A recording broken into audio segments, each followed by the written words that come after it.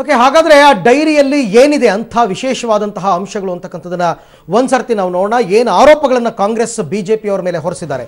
1800 ಕೋಟಿ ರೂಪಾಯಿ ಡೈರಿ ಇದು ಬಿಜೆಪಿ ರಾಜ್ಯಾಧ್ಯಕ್ಷ ಯಡಿಯೂರಪ್ಪನವರೇ ಬರೆದಿದ್ದಾರೆ ಎನ್ನಲಾಗಿರ್ತಕ್ಕಂಥ ಡೈರಿ ಹಗರಣ.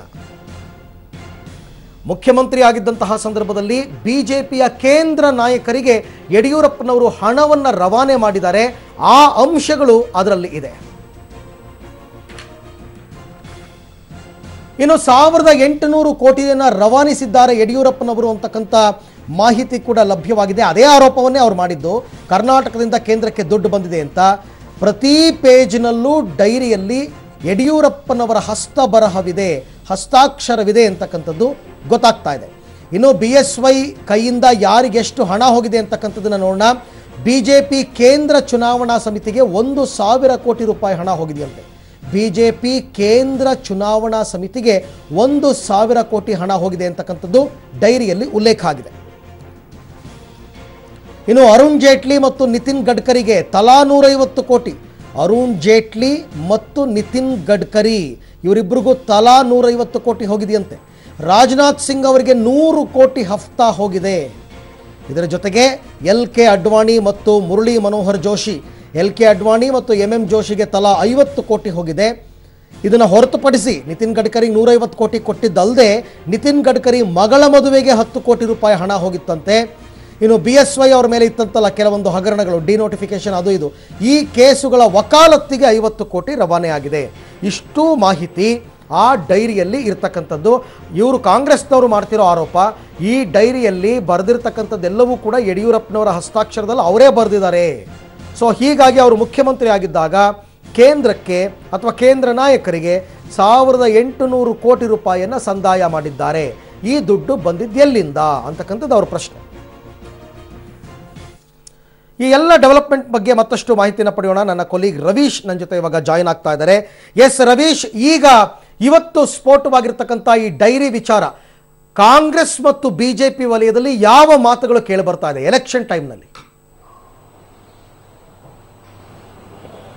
ಅರವಿಂದ್, ಪ್ರಮುಖವಾಗಿರ್ತಕ್ಕಂಥದ್ದು ಲೋಕಸಭಾ ಚುನಾವಣೆ ಸಂದರ್ಭದಲ್ಲಿ ಈ ಒಂದು ಡೈರಿ ಸ್ಫೋಟ ಆಗಿರ್ತಕ್ಕಂಥದ್ದು ಎರಡು ರಾಜಕೀಯ ಪಕ್ಷಗಳಲ್ಲೂ ಕೂಡ ಒಂದು ರೀತಿಯಲ್ಲಿ ಪರಸ್ಪರ ಕೆಸರೆರಚಾಟಕ್ಕೆ ವೇದಿಕೆ ಆಗ್ಬಿಟ್ಟಿದೆ ಅಂತ ಕೂಡ ಹೇಳಿದ್ರು ತಪ್ಪಾಗಲಾರದು. ಅಂದ್ರೆ ಪ್ರಮುಖವಾಗಿರ್ತಕ್ಕಂಥದ್ದು ಬಿಜೆಪಿ ವಾದ ಇರ್ತಕ್ಕಂಥದ್ದು, ಅಂದ್ರೆ ಇಲ್ಲಿ ವಾದ ಮಾಡ್ತಾ ಇರ್ತಕ್ಕಂಥದ್ದು ಅಂದ್ರೆ ಇದು ನಕಲಿ ಡೈರಿ, ಇದಕ್ಕೂ ಕೂಡ ಯಡಿಯೂರಪ್ಪನವ್ರಿಗೂ ಯಾವುದೇ ರೀತಿಯ ಸಂಬಂಧ ಇಲ್ಲ ಅಂತ ಕೂಡ ಬಿಜೆಪಿ ಸ್ಪಷ್ಟನೆ ಕೊಡ್ತಾ ಇದೆ.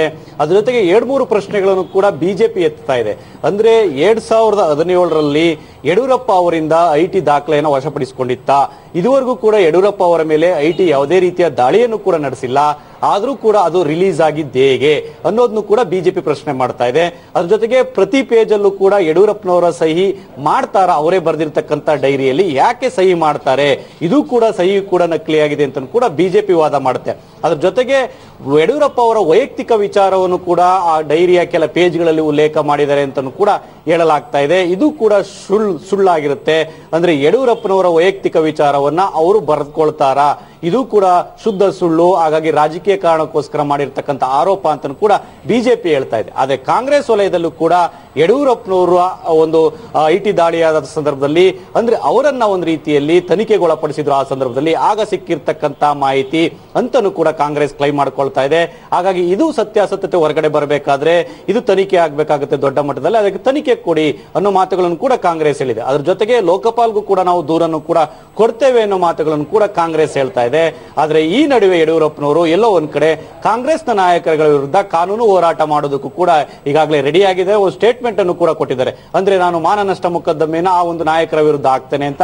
ಹಾಗಾಗಿ ಬಿಜೆಪಿ ಹೈಕಮಾಂಡ್ ನ ನಾಯಕರು ಏನ್ ಹೇಳ್ತಾರೆ ಅದರಂತೆ ಯಡಿಯೂರಪ್ಪನವರು ನಡೆದುಕೊಳ್ಳುವಂತಹ ಚಾನ್ಸಸ್ ಕೂಡ ಜಾಸ್ತಿ ಇರುತ್ತೆ. ಒಟ್ಟಾರೆಯಾಗಿ ಲೋಕಸಭಾ ಚುನಾವಣೆ ಸಂದರ್ಭದಲ್ಲಿ ಈ ಒಂದು ಆರೋಪ ಕೇಳಿ ಬರ್ತಾ ಇರತಕ್ಕಂಥದ್ದು ಎರಡು ರಾಷ್ಟ್ರೀಯ ಪಕ್ಷಗಳ ನಡುವೆ ಒಂದ್ ರೀತಿಯಲ್ಲಿ ಕೆಸರೆರಚಾಟಕ್ಕೆ ವೇದಿಕೆ ಆಗಿದೆ ಎಂದು ಕೂಡ ತಪ್ಪಾಗಲಾರದು. ಅರವಿಂದ್, ರವೀಶ್, ಕಾಂಗ್ರೆಸ್ನ ಗೋವಿಂದರಾಜು ಡೈರಿ ಬಿಡುಗಡೆಯಾದಾಗ ಬಿಜೆಪಿ ಲೀಡರ್ಗಳು ಹೇಗೆ ಮುಗಿಬಿದ್ದಿದ್ರು ಕಾಂಗ್ರೆಸ್ ಮೇಲೆ, ಈಗ ಕಾಂಗ್ರೆಸ್ನವರು ಬಿಜೆಪಿ ಮೇಲೆ ಅದೇ ರೀತಿ ಮುಗಿ ಬೀಳ್ತಾ ಇದ್ದಾರೆ.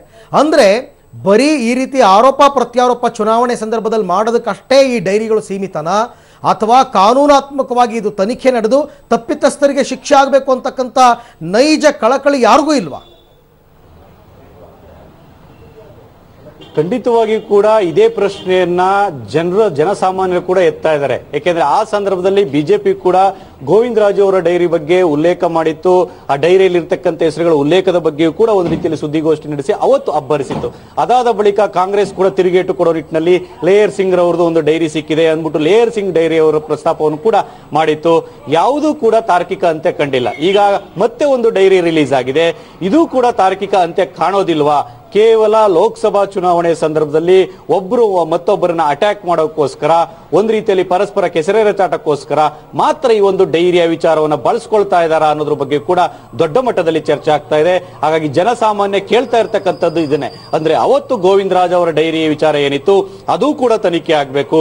ಲೇಯರ್ ಸಿಂಗ್ ಅವರ ಡೈರಿ ವಿಚಾರ ಏನಾಗಿತ್ತು ಅದು ಕೂಡ ತನಿಖೆ ಆಗ್ಬೇಕು. ಮತ್ತೆ ಇವತ್ತು ಯಡಿಯೂರಪ್ಪ ಅವರ ಡೈರಿ ವಿಚಾರ ಏನಿದೆ ಆ ಒಂದು ಆರೋಪಗಳ ಬಗ್ಗೆಯೂ ಕೂಡ ತನಿಖೆ ಆಗ್ಬೇಕು ಅಂತ ಕೂಡ ಜನಸಾಮಾನ್ಯರ ಒತ್ತಾಗಿದೆ. ಹಾಗಾಗಿ ಎಲ್ಲೋ ಒಂದ್ ಕಡೆ ಈ ಎರಡೂ ರಾಷ್ಟ್ರೀಯ ಪಕ್ಷಗಳು ಕೇವಲ ಚುನಾವಣೆಯ ಸಂದರ್ಭದಲ್ಲಿ ಅದನ್ನ ಇಶ್ಯೂ ಮಾಡೋಕ್ಕೋಸ್ಕರ ಈ ರೀತಿಯ ವಿಚಾರಗಳನ್ನ ಎತ್ಕೊಂಡದ್ದೇ ಆದ್ರೆ ಖಂಡಿತವಾಗಿ ಕೂಡ ಜನಸಾಮಾನ್ಯರು ಇದನ್ನೇ ಪ್ರಶ್ನೆ ಮಾಡ್ತಾ ಇದ್ದಾರೆ. ಹಾಗಾಗಿ ಇದು ತಾರ್ಕಿಕ ಅಂತ್ಯಗೊಳ್ಳುತ್ತೋ ಅಥವಾ ಇಲ್ಲೋ ಅನ್ನೋದನ್ನು ಕೂಡ ಕಾದ್ ನೋಡ್ಬೇಕಾಗಿದೆ. Aravind. Okay Ravish, thank you ತಮ್ಮೆಲ್ಲ ಮಾಹಿತಿಗಾಗಿ. ಇನ್ನು ಡೈರಿನಲ್ಲಿ ಏನೇನು ಅಂಶಗಳಿದೆ ಅಂತಕ್ಕಂಥದ್ದನ್ನು ನಾವು ಮಾರ್ಕ್ ಮಾಡಿ ನಿಮಗೆ ತೋರಿಸ್ತಾ ಇದ್ದೀವಿ. ಮೇಲ್ಗಡೆ ನೋಡಿ, signed by BS Yediyurappa, details of persons for whom money is given by Janardhan Reddy ಅಂತ ಇದೆ. ಬಾಲಚಂದ್ರ ಜಾರಕಿಹೊಳಿಗೆ 20 ಕೋಟಿ, ಡಿ ಸುಧಾಕರ್ಗೆ 20 ಕೋಟಿ ಅಂತಕ್ಕಂಥದ್ದೇನೋ ಮೆನ್ಷನ್ ಆಗಿದೆ. ಇದರ ಜೊತೆಗೆ ಶಿವನಗೌಡ ನಾಯಕ್ 20 ಕೋಟಿ, ವೆಂಕಟರಮಣಪ್ಪ 20 ಕೋಟಿ. ನೋಡಿ, ಇವರೆಲ್ಲರೂ ಕೂಡ ಅವಾಗ ಆಪರೇಷನ್ ಕಮಲಕ್ಕೆ ಒಳಗಾಗಿದ್ದಂಥವ್ರು. ನಾರಾಯಣ ಸ್ವಾಮಿ 20 ಕೋಟಿ, ಆನಂದ್ ಅಸ್ನೋಟಿಕರ್ 20 ಕೋಟಿ. ಇವರು ಆಪರೇಷನ್ ಕಮಲ ಮಾಡಿದ್ರಲ್ಲ BJP ಅವರು, ಯಡಿಯೂರಪ್ಪನವರು CM ಆಗಿದ್ದಾಗ. ಆ ಸಂದರ್ಭದಲ್ಲಿ ಯಾರ್ಯಾರನ್ನ ಆಪರೇಷನ್ ಮಾಡಿದ್ರು ಅವ್ರಿಗೆ ಎಷ್ಟೆಷ್ಟು ದುಡ್ಡು ಹೋಗಿದೆ ಅಂತ. ದೊರೆಸ್ವಾಮಿ PES 100 ಕೋಟಿ, ಪ್ರೇರಣಾ ಟ್ರಸ್ಟ್ 500 ಕೋಟಿ, to the party Lakshman Savadi 5 ಕೋಟಿ, ಮುರುಗೇಶ್ ನಿರಾಣಿ 50 ಕೋಟಿ, ಕಟ್ಟಾ ಸುಬ್ರಹ್ಮಣ್ಯ ನಾಯ್ಡು 150 ಕೋಟಿ, ಚಂದ್ರಪ್ಪ M 10 ಕೋಟಿ. ಇವೆಲ್ಲವೂ ಕೂಡ ಮೆನ್ಷನ್ ಆಗಿದೆ. ನಂದೀಶ್ ರೆಡ್ಡಿ, ಅಪ್ಪಚ್ಚು ರಂಜನ್, ಕೃಷ್ಣ ಪಾಲೇಮಾರ್, ಇವರಿಗೆಲ್ಲ ದುಡ್ಡು ಎಲ್ಲೆಲ್ಲಿ ಹೋಗಿದೆ, ಏನು ಹೋಗಿದೆ, ಇದೆಲ್ಲ ಅಂಶಗಳು ಕೂಡ ಆ ಡೈರಿಯಲ್ಲಿ ಇದೆ ಅಂತಕ್ಕಂಥದ್ದು ಕಾಂಗ್ರೆಸ್ನ ಆರೋಪ.